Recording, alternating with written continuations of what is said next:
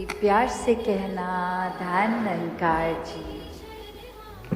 आज इस रूप में जहाँ सत्संग में बाबा हरदेव सिंह जी महाराज के जीवन से शिक्षाएं जो भी कितने अनमोल उनके कर्मों द्वारा एक वचनों द्वारा मिली, वो जीवन में एक रूप हर एक का जिन्होंने वो शिक्षाओं को अपनाया, वो रूप सवार के अपना जीवन का गुजरान वो करते गए। और जहाँ बात सिर्फ इतनी कि सिर्फ एक नाम लेना ही बाबा जी का काफ़ी, और ये कह देना कि जो उन्होंने सिखाया हमने जीवन में डाला, तो वो आत्ममंथन की बात की क्या वाकई वो डाला या नहीं। तो जहाँ सिर्फ नाम लेना उसके लिए ही कि अपना ही कोई फ़ायदा हो, तो वो अपने आप को देखें कहाँ है। और जिन्होंने कर्मों में डाला उनको तो कभी बोलना भी नहीं पड़ा। तो जीवन एक इस तरह का जहाँ मानवता को ही एक परम धर्म मानकर सेवा भाव को ही एक महत्वता, ऐसा जीवन जो प्रेम के ऊपर आधारित, भक्ति के ऊपर आधारित, मानवीय गुणों के ऊपर आधारित, तो ऐसा जीवन ही हर किसी के हिस्से आए। ऐसी एक भाव के ऊपर कहाँ एक पूरा साल ही अगर जीवन देखें तो सद्गुरु बाबा जी तो हर समय ही मानव कल्याण में पल पल अपना समय लगा देते। और ये सभी ने भी देखा कि अपने लिए कितना ही समय उनके पास ना के बराबर एक वो पर्सनल टाइम, पर हर किसी को जिनको भी मिले वो भाव ऐसा ही कि एक अपनापन लगा ही नहीं कि पहली बार भी कोई मिल रहा हो तो वो पहली बार ही मिल रहा है। तो जहाँ तक एक स्वभाव की बात, जहाँ तक एक संदेश की बात, तो वो तो एक भक्ति को हम कैसे अपनी मजबूत करें उसी पे लगाया, एक दूसरे को कैसे अपना बनाते हैं खुद जी कर दिखाया। तो ऐसे ही भाव हर एक के जीवन में आए, कैसे हम भी अब ये आत्ममंथन करके ये देखें कि कहाँ पर किस दिशा में जीवन जा रहा है। क्या सिर्फ हम नाम के ही एक मिशन की आइडियोलॉजी को मानते हैं, एक महापुरुष बोल दिया एक दूसरे को, या क्या वाकई ही वो कर्म भी अब ऐसे हैं, एक जीवन भी ऐसा है। तो बात वही कि जो संदेश कोई हम सत्संग में भी आए तो उस संदेश को अपनाना है। अक्सर यही बात कितनी बार भी सुने सत्संग में कि सेवा सुमिरन सत्संग निराकार यही जीवन का आधार है, पर फिर भी कितना हम उसको ग्रहण करते हैं। क्या हम वाकई ही निराकार को हर समय अंग संग मानते भी हैं, या फिर सिर्फ ये शब्द की तरह या सुमिरन भी शब्दों की तरह उच्चारण हो गया, मन में सेवा भाव नहीं पर सिर्फ दिखावा हो गया। तो एक वाकई ही दिल से एक निराकार तक का ये जो रास्ता है, ये ब्रह्म ज्ञान द्वारा ये कण कण में निराकार बसा, और कैसे इस निराकार में हर समय मगन रहने के लिए पहले मन में इस निराकार को बसाना है, दर्शन करके फिर प्यार करना है। तो ऐसे ही संदेशों से ये संसार के हित के लिए जो जीवन बने, ना कि एक सेल्फिश जीवन जो अपने लिए ही बस जिया गया हो, सिर्फ अपना मतलब निकालने के लिए किसी और को नीचा, किसी और को धक्का मारकर खुद आगे बढ़ने वाला जीवन, ऐसा जीवन हरगिज संतों का जीवन नहीं है। तो जहाँ भाव प्रेम का, सत्कार का, करुणा का, दया का, समदृष्टि का, वहाँ ही ये निराकार जीवन में है, वो जीवन दर्शाता है। तो एक समय अब जो है कि किस तरह हम आत्ममंथन करके अपने अंदर झांक कर ये देखें कि क्या हम ये तो कर लेंगे कि किसी अजनबी को प्यार सत्कार दे देंगे, क्योंकि उनके जीवन के बारे में हमें पता नहीं, तो हम जजमेंट्स नहीं बना पा रहे अपनी। पर अपने घर वाले, अपने पड़ोसी का जीवन हमने इतने करीब से देख रखा है, तो उसमें जजमेंट्स भी आ रही हैं कि ये तो ऐसा ही सोचते हैं, इनका स्वभाव तो ऐसा है, तो इसलिए उनसे बोलचाल नहीं रखेंगे क्योंकि वो ऐसा बोलते हैं। तो यहाँ तो फिर अपने आप से, अपने घर परिवार, एक करीबी को छोड़ के अगर हम किसी अजनबी के प्रति प्यार सत्कार कर भी रहे हैं तो वो करना तो बहुत ही आसान है। पर बात वही कि हर संत ने ये समझाया कि अगर वाकई ही प्यार करना है तो जिस इंसान के लिए मन में नफ़रत के भाव हैं, शुरुआत वहाँ से करनी है। उसी इंसान को भले प्यार कर लो तो पूरी संसार से प्यार हो जाएगा। तो ऐसा भाव कि कोई हमारे लिए कैसे भी भाव रखे, हमें ये निराकार को हर समय हाजिर नाजिर मानकर अपने अंदर दूसरे के प्रति भाव को शुद्ध रखना है। प्यार से एक रखकर रिश्ता भी, एक अगर रिश्ता नहीं भी तो वो एमिकेबली एक ये वो उस नोट पे ख़त्म करने की अक्सर बात जहाँ आती है, तो भी एक मन से आदर सत्कार का ही एक व्यवहार रहे। तो बात वही कि अपने जीवन में हर कोई मानवीय गुणों से युक्त हो, ऐसा ही जीवन जीने के लिए मानव तन मिला है।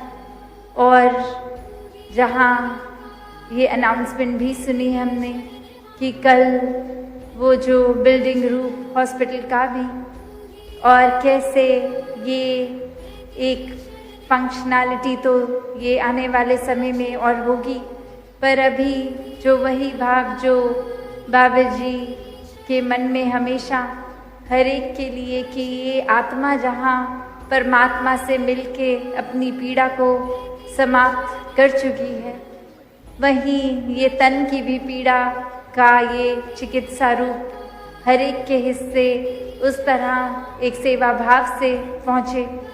तो ऐसा ही वो रूप कल, और यही बात कि कैसे जहाँ हम हर दिन सेवा के प्रति अपने मन को एक मजबूत करते हैं कि ये सेवा जितनी करी जाए कम, उसी प्रकार फिर ये जो रूप बनते हैं एक ऑर्गेनाइज्ड रूप, इस तरह भी जो ये सेवा का भाव हो कि हर कोई अपनी आत्मा से भी स्वस्थ और अपने तन से भी स्वस्थ रखे। ये तन मन धन जब पहले प्रण में ही ये निराकार को अर्पण कर दिया है, ये परमात्मा द्वारा दिया ही, और इसी में एक ये विचरण हो रहा है, तो कैसे वो स्वस्थ रहना भी है।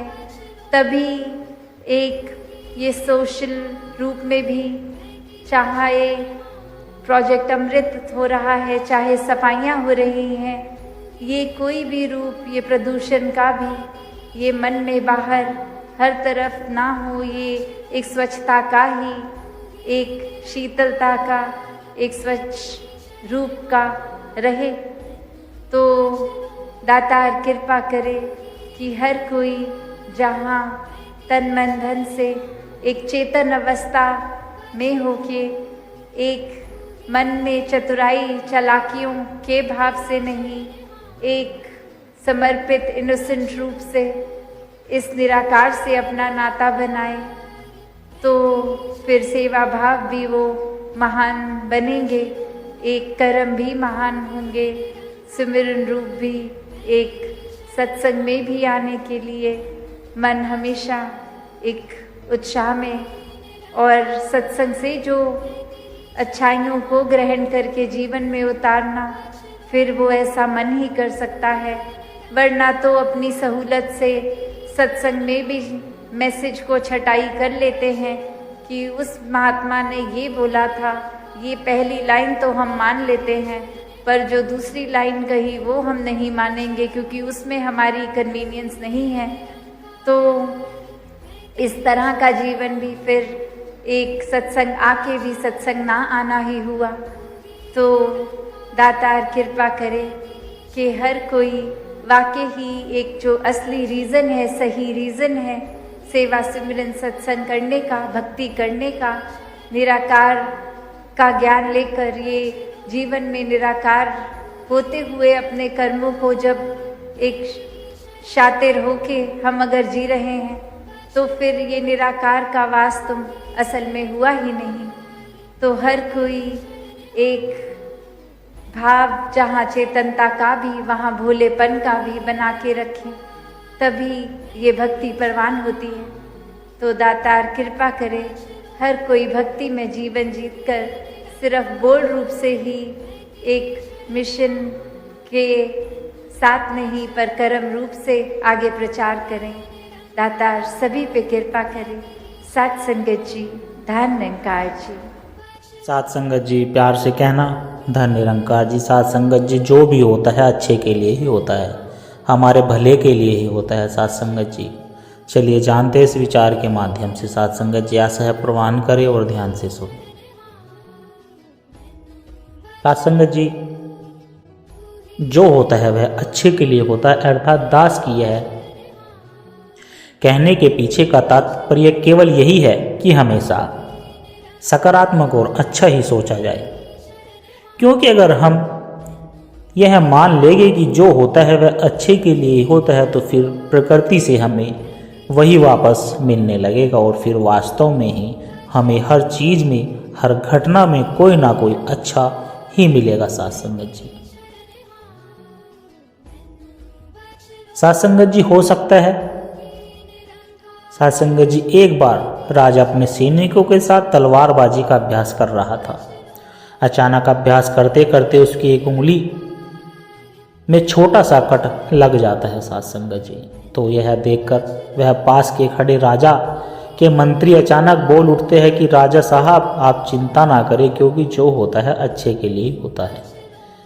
तो फिर क्या था सात संगत जी, इतना सुनते ही उस राजा को गुस्सा आ जाता है और फिर राजा अपने इस मंत्री को कारागृह में बंद करने का आदेश दे देता है और अपने सैनिकों से बोलता है सात संगत जी, इसको फांसी पर चढ़ा दिया जाए। यह सुनकर मंत्री घबरा जाता है और फिर राजा से निवेदन करना लगता है कि महाराज मुझे माफ़ी दे दो, क्योंकि मैंने आपको यहाँ इतने वर्षों तक काम किया है और अगर फिर भी आप मुझे फांसी पर चढ़ाना चाहते हैं तो बस मेरी एक अंतिम इच्छा है। और क्या आप मेरी अंतिम इच्छा पूरी नहीं करोगे? सात संगत जी, फिर राजा बोलता है कि ठीक है, बताओ क्या है तुम्हारी अंतिम इच्छा। तो सात संगत जी, फिर वह मंत्री बोलता है कि महाराज मेरी अंतिम इच्छा यही है कि आप मुझे बस 10 दिन का समय दे दो और उसके बाद फिर आप मुझे जो चाहे वो सजा दे सकते हो। मैं आपकी सजा को खुशी खुशी स्वीकार कर लूँगा। तो सात संगत जी, राजा मंत्री की बातें सुनकर उसकी अंतिम इच्छा को स्वीकार कर लेता है। उसके बाद वो राजा अगले दिन अपने सैनिकों के साथ जंगल में शिकार करने के लिए निकल जाता है और जंगल के बीच में जाकर शिकार की भगदड़ में वो राजा अपने सैनिकों से पट जाता है सात संगत जी, और अपने सैनिकों से बिछड़ करके रास्ता भटक जाता है। फिर रास्ता ढूंढते ढूंढते राजा जंगल में रहने वाले वनवासियों के बीच में पहुंच जाता है। वनवासी सात संगत जी राजा को पकड़ लेते हैं और अपने जंगल के देवता को बलि देने के लिए उसको ही अपने साथ ले जाते। फिर बलि देने की सारी तैयारी पूरी हो जाती है सात सिंहों से। जैसे ही राजा को बलि देने के स्थान पर लाया जाता है तो वहीं खड़े एक वनवासी बुजुर्ग की नज़र राजा की इस कटी हुई उंगली पर जा पड़ती है, तो उसे तुरंत ही अपने लोगों को आवाज़ लगाने लगता है और कहने लगता है कि रुक जाओ, यह इंसान तो खंडित है और इसलिए हम इसकी बलि अपने देवताओं को नहीं दे सकते। तो साध संगत जी, इसके बाद वे वनवासी राजा को छोड़ देते हैं। फिर राजा जैसे तैसे करके वहाँ से निकला और अपने राज्य में पहुँच गया। फिर अपने राज्य में पहुँच करके राजा ने सबसे पहले कारागृह में बंद अपने इस मंत्री से मिलने पहुँचता है साध संगत जी, जिसको उसने सजा सुनाई थी साध संगत जी। और राजा ने मंत्री से कहा कि मुझसे बहुत बड़ी गलती हो गई, मैंने आपको कारागृह में बंद करा दिया और आपने तो बिल्कुल सही कहा था कि जो होता है अच्छे के लिए होता है, क्योंकि कल अगर मेरी उंगली नहीं कटती तो शायद आज मैं जिंदा नहीं होता। यानी जो होता है वह अच्छे के लिए ही होता है। लेकिन राजा ने मंत्री से फिर पूछा कि चलो मैंने भी यह मान लिया, इसमें मेरा तो फायदा हुआ, लेकिन आपका कैसे फायदा होगा साध संगत जी? आपको तो मैंने सजा दे दी। तो महापुरुषों मंत्री बोलता है कि महाराज, मेरा तो इसमें आपसे भी ज़्यादा फायदा हुआ, क्योंकि अगर आप मुझे सजा नहीं देते और इस बंदी गृह में मुझे बंद नहीं करवाते तो मैं आपके साथ शिकार पर हमेशा की तरह रहता, तो उस दिन भी रहता और आप तो खंडित होने के कारण बच गए। लेकिन मेरा क्या होगा, क्योंकि महाराज मैं खंडित नहीं, और मेरे खंडित नहीं होने के कारण मेरी तो बलि चढ़ जाती। तो इसलिए महाराज मेरे साथ भी जो हुआ बहुत ही अच्छा हुआ, क्योंकि इसके कारण मेरी भी जान बच गई। यह सुनकर साध संगत जी राजा प्रसन्न हो जाता है, लेकिन फिर भी इतनी छोटी सी बात पर अपने प्रिय मंत्री को सजा देने का दुख भी उसके मन में हो रहा था। और इसलिए उस राजा ने अपने इस मंत्री को कारागृह से निकालकर फिर से अपने साथ रख लिया। तो महापुरुष इसलिए दास ने शुरू में कहा था कि जो होता है अच्छे के लिए होता है, बस हम कभी कभी समझ नहीं पाते। और इस पर से हमें यही सीखने को मिलता है साध संगत जी, क्योंकि हमारे जीवन में बहुत से उतार चढ़ाव आते रहते हैं और इसलिए कभी कुछ चीज़ें हमारे मन के मुताबिक नहीं हो पाती, लेकिन फिर भी हमें इस कारण से कभी निराश नहीं होना चाहिए। तो महापुरुष अंत में दास बस इतना ही कहना चाहता है कि हमेशा यह याद रखे कि जो होता है अच्छे के लिए होता है, और भले ही कुछ अच्छा हो या ना, लेकिन फिर भी उस स्थिति के प्रति अपना एक सकारात्मक नज़रिया रखने से उसका प्रभाव बहुत कम हो जाता है। तो महापुरुषों दास अंत में बस अभी इन्हीं शब्दों के साथ आपसे इजाज़त चाहता है। बड़े प्यार से कहना, धन निरंकार जी साध संगत जी। दास की एक छोटी सी अरदास आप जी के चरणों में। प्यारे संतों, अगर इन विचारों ने आपके दिल को छुआ है, अगर आपको आत्मिक शांति का एक कण भी महसूस हुआ है, तो इस ज्ञान के प्रसाद को केवल अपने तक सीमित ना रखें, इस प्रेम के पैगाम को आगे औरों तक भी पहुँचाए, क्योंकि एक दिए से ही दूसरा दिया जलता है साध संगत जी। जब हम इस सत्य की आवाज़ को और रूहों तक पहुंचाने का माध्यम बनते हैं, तो यह भी निरंकार की बहुत सुंदर सेवा ही है। और इस ज्ञान की धारा से, सतगुरु के इन विचारों से निरंतर जुड़े रहने के लिए आप हमारे सत्संग के डिजिटल परिवार का हिस्सा बन सकते हैं, ताकि जब भी कोई नया विचार साझा हो साध संगत जी, वह आप तक सहज ही पहुँच जाए और हमें एक दूसरे के विश्वास से बल मिलता रहे। सदगुरु हम सबकी यह छोटी छोटी सेवाएं स्वीकार करें। साध संगत जी प्यार से कहना, धन निरंकार जी। आशा करता हूँ साध संगत जी दास के द्वारा कहे विचार आप सभी संतों को अच्छे जरूर लगे होंगे।